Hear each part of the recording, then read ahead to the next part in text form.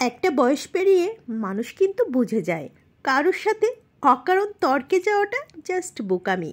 কেউ যদি বলে পৃথিবী গোল কিংবা লম্বা, তাতেও সায় দিয়ে হেসে চলে আসাটা বরং দরকার। একটা বয়সের পর আপনি বুঝে যাবেন কেউ কারোর ভাবনা চিন্তা বা মতামত আসলে বদলায় না, অন্তত তর্ক করে আপনি তা বদলাতেও পারবেন না। তাই চুপ করে হাসি মুখে নিজের কাজ করে যাওয়াটাই কিন্তু বুদ্ধিমানের কাজ।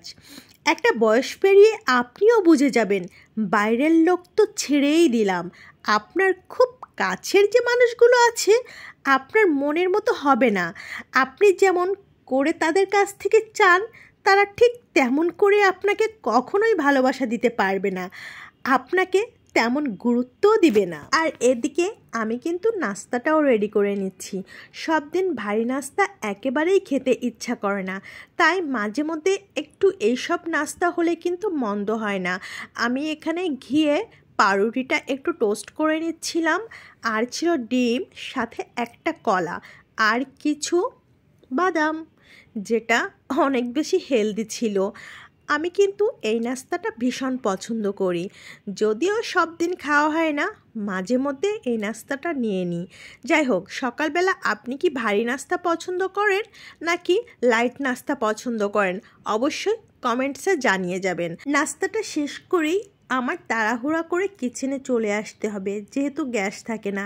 আর এদিকে দেখেন বিকেলে আমার মামনি একাই রেডি হয়ে নিচ্ছে। দেখতে দেখতে মেয়েটা যে কখন বড় হয়ে গেল, সেই ছোট্ট মেয়েটা আজ নাকি ড্রেসিং টেবিলের সামনে দাঁড়িয়ে একাই নিজের মতো করে সাজুগুজু করে নেয়। মাশাল্লাহ বলতে ভুল করবেন না, দেখেন একা কি সুন্দর করে ঠোঁটে লিপস্টিক লাগিয়েছে। আর এদিকে আরিশার বাবা মুগ ডাল নিয়ে এসেছিল, এই ডালটা ভীষণ সুন্দর ছিল, তাই আমি ভাবলাম যে একবারেই ডালগুলা ভাজি করে বক্স ভরে রাখি, যেহেতু মুগ ডালটা রান্নার আগে একটু ভাজি করে নিতে হয়। আর এদিকে কিন্তু আমি ধনে আর জিরে এগুলো আমি গোটাই বাজার থেকে আনিয়ে নিই।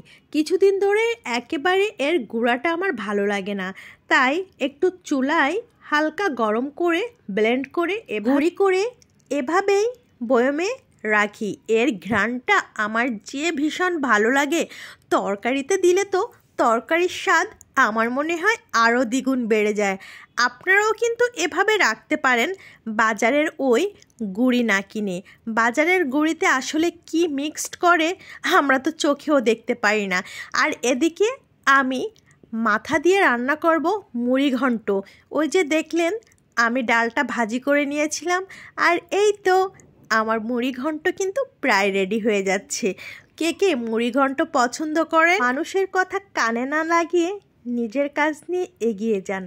এখন আর মানুষের কথা কানে লাগানোর দিন নাই। ভিডিওটা ভালো লাগলে শেয়ার করে দেবেন। আজকের মতো এখানে।